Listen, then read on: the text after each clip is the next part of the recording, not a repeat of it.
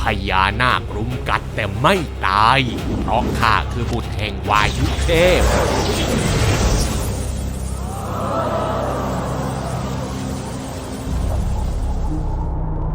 ณเมืองหัสตินาปุระโอรสทั้ง100ของธริตราชและเหล่าปานดบทั้ง5ค่อยๆเติบใหญ่ขึ้น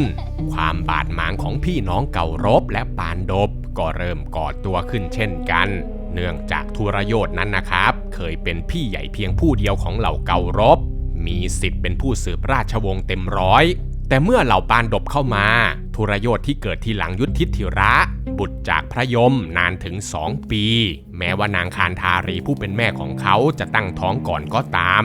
ทุรโยธจึงเริ่มเกรงว่าตำแหน่งอุปราชแห่งหัสตินาปุระอาจต้องตกไปเป็นของยุทธิธิระในอนาคตได้ส่วนอรชุนเองก็เริ่มฉายแววความเฉลียวฉลาดและก็มีพรสวรรค์ด้านศาสตราวุธอย่างมาก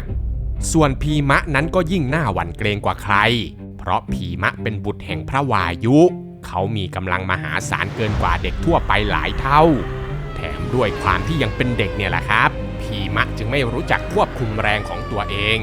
เวลาวิ่งเล่นหรือประลองกำลังกับเหล่าเกาลบเขาจึงมักจะทำให้เหล่าเกาลบเจ็บตัวอยู่เสมอด้วยสร้างความไม่พอใจให้กับทุรโยธและน้องๆอย่างมากเมื่อความอิจฉาและความหวาดกลัวเพิ่มทวีคูณขึ้นเรื่อยๆวันหนึ่งครับทุรโยธจึงวางแผนร่วมกับทุหสาสันหนึ่งในน้องชายที่ร้ายกาจของเขาและน้องชายคนอื่นๆอีกบางคนพากันชักชวนปานดบทั้ง5ไปเล่นที่แม่น้ำคงคาด้วยกันโดยมีเป้าหมายที่แท้จริงก็คือการกำจัดพีมะอย่างแยบยลขณะที่พี่น้องคนอื่นๆกำลังเล่นน้ำกันอย่างสนุกสนานอยู่นั่นเองล่ะครับฝ่ายทุรโยธก็ได้จัดเตรียมอาหารเลิศรสมากมายเตรียมขนมเนื้อย่างผลไม้และก็เครื่องดื่มไว้เต็มโต๊ะกลางศาลากลางน้ำราวกับเป็นงานเลี้ยงของเด็กๆในราชสำนักเพราะว่าทุรโยธเนี่ยนะครับรู้ดีว่าพีมะนั้นเป็นคนที่กินเก่งและไม่ค่อยระมัดระวังเรื่องการกินเขาจึงแอบผสมยาพิษร้ายแรงลงไปในอาหารที่พีมะชอบที่สุดพีมะเนี่ยก็ไม่รอช้าครับเขากินอาหารเหล่านั้นเข้าไปอย่างอร่อยไม่นานนักฤทธิ์ของยาพิษก็เริ่มทำงานร่างกายที่เคยแข็งแกร่งของพีมะก็ค่อยๆอ่อนกำลังลงพีมะเนี่ยนะครับก็พยายามตะเกียกตะกายพาตัวเองขึ้นฝั่งไปล้มหมดสติอยู่ใต้ต้นไม้และเมื่อทุรโยธเห็นว่าพีมะแยกออกจากพี่น้องแล้วทุรโยธกับพวกก็รีบใช้เถาวัลย์มามัดแขนขาของพีมะเอาไว้จากนั้นก็ช่วยกันลากเขาไปถ่วงลงแม่น้ำคงคาหวังจะให้พีมะจมหายไปและไม่มีวันกลับขึ้นมาอีกเลยแต่แทนที่พีมะจะตายนะครับร่างของพีมะกลับถูกกระแสน้ำวนดูดเข้าไปสู่โพรงลึกลับใต้แม่น้ำคงคาและพาร่างของเขาไหลลงไปยังดินแดนใต้บาดาลอาณาจักรของเหล่านาคเหล่าอสรพิษจำนวนมากเนี่ยนะครับก็พากันเลื้อยเข้ามารุมกัดร่างของพีมะเพราะคิดว่ามนุษย์ผู้นี้มาบุกรุกเขี้ยวพิษนับไม่ถ้วนของเหล่านาคฝังลงบนผิวหนังของพีมะแต่สิ่งอัศจรรย์ก็บังเกิดขึ้นครับพิษของเหล่านาคนี้เองกลับไปหักล้างกับยาพิษที่ทุรโยธใส่ไว้ในร่างกายของพีมะทำให้พิษร้ายในตัวของพีมะค่อยๆสลายไปไม่นานครับพีมะก็ได้สติลุกขึ้นมาด้วยความตกใจแต่เหล่านาคเนี่ยกลับยิ่งตกใจมากกว่าเพราะมนุษย์ผู้นี้ถูกพิษนาคกัดเข้าไปอย่างมากมายแทนที่เขาจะตายเขากลับแข็งแรงขึ้นมาซะอย่างนั้นพวกงูพิษทั้งหลายจึงรีบหนีไปรายงานเรื่องนี้แก่พญานาควาสุกรีพญานาคผู้ปกครองเมืองบาดาลพญาวาสุกรีจึงรีบเข้ามาตรวจสอบชาติกำเนิดของพีมะจนพบว่าเขาเนี่ยไม่ใช่มนุษย์ธรรมดา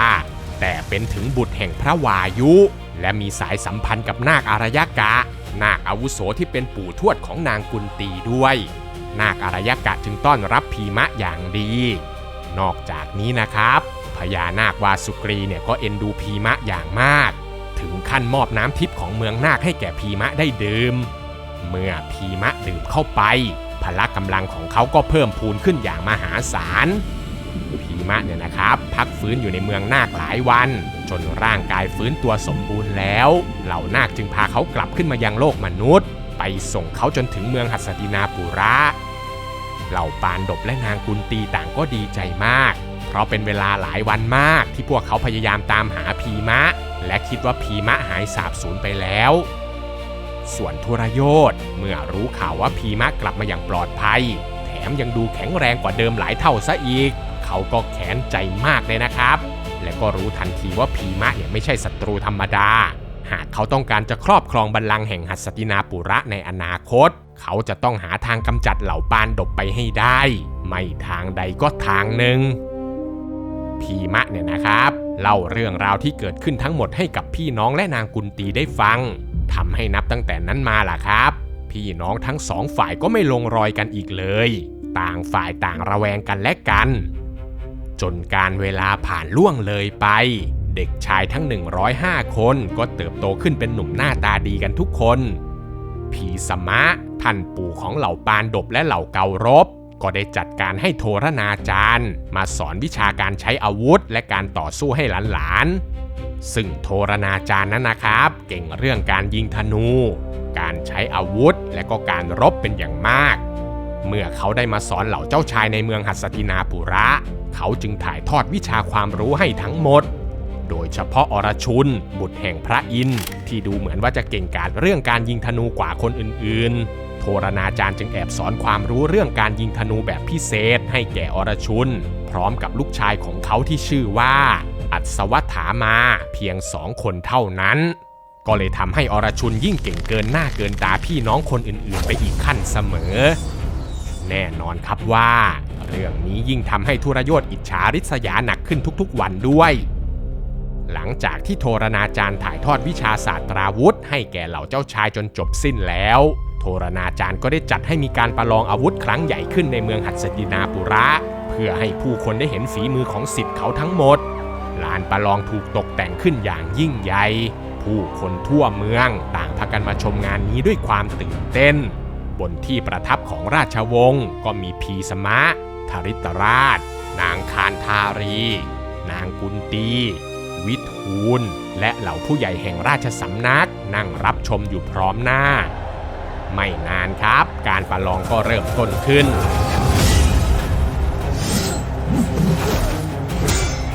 เหล่าเจ้าชายต่างแสดงฝีมือของตนทั้งการใช้ดาบหอกคาถารถศึกและธนูแต่เพียงไม่นานครับการประลองของเหล่าปานดบและเหล่าเการบก็เริ่มดุเดือดเกินกว่าแค่การฝึกซ้อม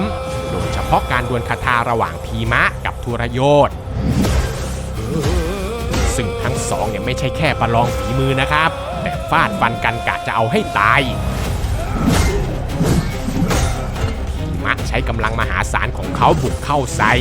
ส่วนทุรโยธก็ใช้ความรวดเร็วและความชำนาญคาถาตอบโต้กลับอย่างสูสีเสียงคาถากระแทกกันดังสนั่นไปทั่วทั้งเมืองโทรณาจารย์ที่เห็นว่าหากปล่อยต่อไปทั้งสองอาจทำร้ายกันจนบาดเจ็บหนักได้เขาจึงรีบสั่งยุติการประลองนั้นลงทันทีจนกระทั่งมาถึงคราวของอรชุนต้องโชว์ฝีมือ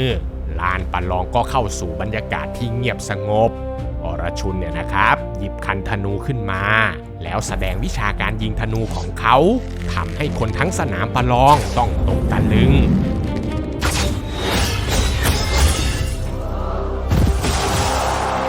เขาสามารถยิงเป้าที่เคลื่อนที่ได้อย่างแม่นยำลูกธนูหลายดอกพุ่งออกไปต่อเนื่องราวกับสายฝน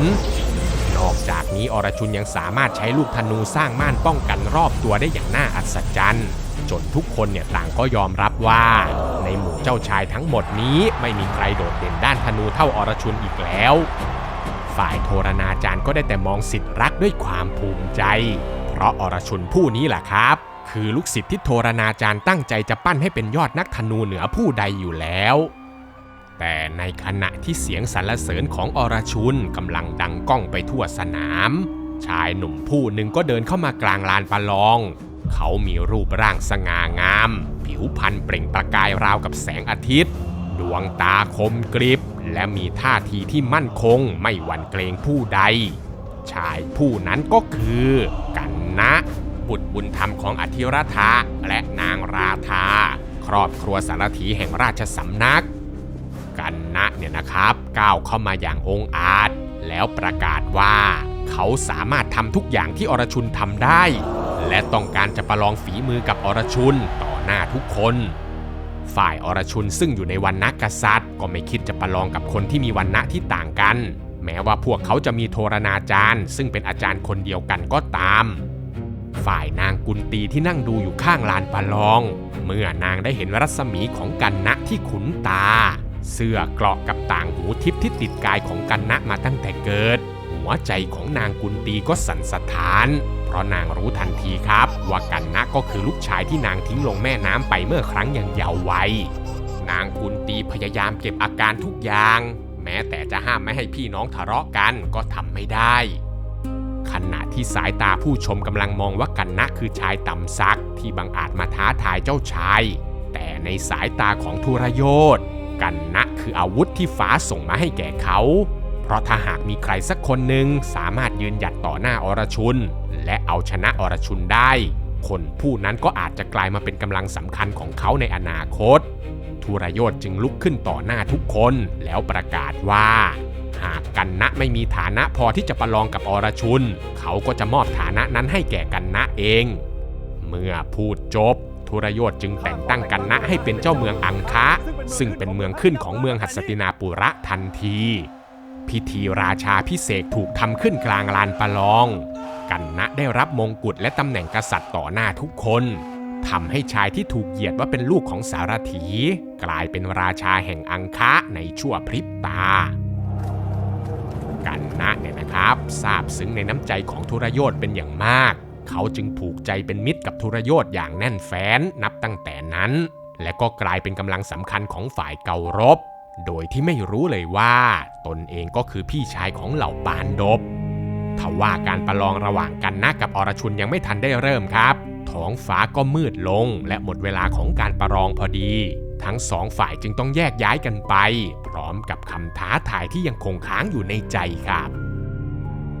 หลังจากการฝึกฝนสิ้นสุดลงโทรณาจารย์ก็เรียกเหล่าลูกศิษย์ทุกคนให้มาประกอบพิธีคุรุทักษิณาซึ่งก็คือธรรมเนียมที่ลูกศิษย์จะต้องมอบสิ่งตอบแทนให้แก่ครูหลังจากที่เรียนจบแต่ทว่าสิ่งที่โทรณาจารย์ต้องการนั้นไม่ใช่ทองคำไม่ใช่ของมีค่าเขาต้องการให้ลูกศิษย์ของเขาไปจับตัวท้าวทรุปัตรกษัตริย์แห่งแคว้นปัญจาละมาให้ซึ่งท้าวทรุปัตรผู้นี้นะครับเคยเป็นสหายของโทรณาจารย์ในวัยเยาว์ทั้งสองเคยเรียนด้วยกันและท้าวทรุปัตรเนี่ยก็เคยให้คำมั่นต่อโทรณาจารย์ว่าหากวันใดที่โทรณาจารย์เดือดร้อนเขาจะยื่นมือเข้ามาช่วยเสมอแต่พอเมื่อการเวลาผ่านไปชีวิตของทั้งสองกลับต่างกันโดยสิ้นเชิงทรุปัตรได้ขึ้นเป็นกษัตริย์ผู้มั่งคั่งส่วนโทรณาจารย์ก็กลายเป็นพราหมณ์ที่ยากจนตอนนั้นนะครับโทรณาจารย์มีภรรยาและก็ลูกชายที่ชื่อว่าอัศวัฏฐามาจนมีอยู่ครั้งหนึ่งเมื่อครั้งที่อัศวัฏฐามายังเล็กโทรณาจารย์ที่ยากจนมากถึงขั้นไม่มีเงินซื้อนมให้กับลูกได้กินเด็กน้อยจึงถูกหลอกให้ดื่มน้ำผสมแป้งแทนนมกลายเป็นบาดแผลในใจของโทรณาจารย์มาจนถึงทุกวันนี้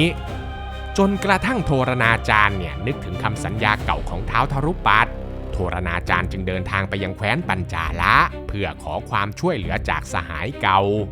ทว่าเมื่อโทรณาจารย์มาถึงท้าวทรุปัตรกลับรู้สึกอับอายที่มีเพื่อนเป็นพราหมณ์ยากจนและสกปรกท้าวทรุปัตรจึงทำทีไม่รู้จักและก็ไม่ให้ความช่วยเหลือตามที่เคยสัญญาเอาไว้แถมยังดูหมิ่นโทรณาจารย์อีกนะครับว่ามิตรภาพย่อมเกิดขึ้นได้เฉพาะคนที่เสมอกันเท่านั้น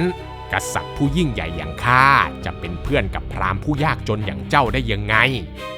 คำพูดนี้เองล่ะครับทำให้โทรณาจารย์เก็บความแค้นเอาไว้ในใจเงียบๆและรอวันที่จะทำให้ท้าวทรุปัตรรู้ว่าคนที่เขาเคยเหยียดหยามนั้นไม่ใช่คนไร้ค่าอย่างที่เขาคิดเมื่อโทรณาจารย์ประกาศคำขอเหล่าเการบก็เร่งพากองทัพของตนเองเข้าโจมตีเมืองปัญจาระอย่างรวดเร็วเพราะต้องการจะแสดงฝีมือและชิงความดีความชอบพวกเขานำกำลังทหารบุกเข้าเมืองปัญจาระทั้งที่ยังไม่ได้วางแผนให้รอบคอบแต่ท้าวทรุปัตรนั้นไม่ใช่กษัตริย์ธรรมดานะทุกคนเขาเป็นนักรบผู้ชำนาญศึกและกองทัพของปัญจาละนั้นก็แข็งแกร่งมาก เหล่าเการบจึงถูกตีโต้กลับจนเสียขบวนเกือบจะพ่ายแพ้หน้าแหกกลับบ้านแต่ทว่าเหล่าปานดบได้เคลื่อนทัพเข้ามาช่วยเอาไว้ได้ทันโดยมีอรชุนเป็นผู้นำการบุกใช้ฝีมือการยิงธนูอันแม่นยำทำลายแนวรบของปัญจาละได้อย่างง่ายดายขณะที่พีมะก็บุกทะลวงด้วยกำลังมหาศาลจนในที่สุดปานดบก็สามารถเอาชนะกองทัพของปัญจาละและจับท้าวทรุปัตมามัดไว้ได้แล้วก็นำตัวเขากลับมายังเมืองหัสตินาปุระได้สำเร็จท้าวทรุปัตต์นะครับถูกนำตัวมาอยู่ต่อหน้าโทรณาจารย์ซึ่งโทรณาจารย์เนี่ยก็ไม่ได้จะฆ่าเขานะครับเพียงแค่กล่าวกับสหายเก่าว่าในอดีตท้าวทรุปัตต์เคยบอกกับเขาว่ามิตรภาพนั้นมีได้เฉพาะคนที่เสมอกันเท่านั้นบัดนี้เขาจะทำให้เราทั้งสองเสมอกันโทรณาจารย์เนี่ยนะครับก็เลยจัดการยึดครึ่งหนึ่งของแคว้นปัญจาละเอาไว้ปกครองเองแล้วก็คืนอีกครึ่งหนึ่งให้แก่ท้าวทรุปัตต์ไปท้าวทรุปัตต์ก็เลยต้องกลับไปครองเมืองเพียงครึ่งเดียวพร้อมกับความอับอายและความแค้นที่ลุกไหม้อยู่ในใจนับตั้งแต่นั้นมาล่ะครับท้าวทรุปัตต์ก็มุ่งมั่นตั้งใจประกอบพิธีบูชาไฟกับเหล่าฤาษีเพื่อขอบุตรผู้ที่จะเกิดมาเป็นอาวุธให้เขาได้ล้างแค้นโทรณาจารย์ให้จงได้ครับสตรีผู้ฆ่าพีสมะได้ถือกำเนิดขึ้นแล้วจะเป็นยังไงเมื่อเหล่าปานดบต้องจากเมืองเข้าสู่ป่าสุดลึกลับเดี๋ยวมาติดตามรับชมกันต่อในวันเสาร์นี้นะครับทุกคนเพื่อนๆคนไหนที่อยากจะสนับสนุนช่องดูดีนะครับก็สามารถสมัครเข้ามาเป็นสมาชิกแบบรายเดือนหรือจะส่งเป็นซุปเปอร์แตงหรือเพียงแค่กดไลค์กดแชร์คลิปนี้ออกไปก็เป็นการสนับสนุนพวกเราอีกทางนึงแล้วล่ะครับเพื่อนๆคนไหนอยากจะรับชมเรื่องราวเกี่ยวกับอะไรก็อย่าลืมคอมเมนต์เอาไว้นะครับผมอ่านทุกคอมเมนต์แน่นอนครับคลิปนี้ก็มีเพียงเท่านี้เนาะแล้วเจอกันใหม่วันเสาร์นี้ครับผมสวัสดีครับบ๊ายบาย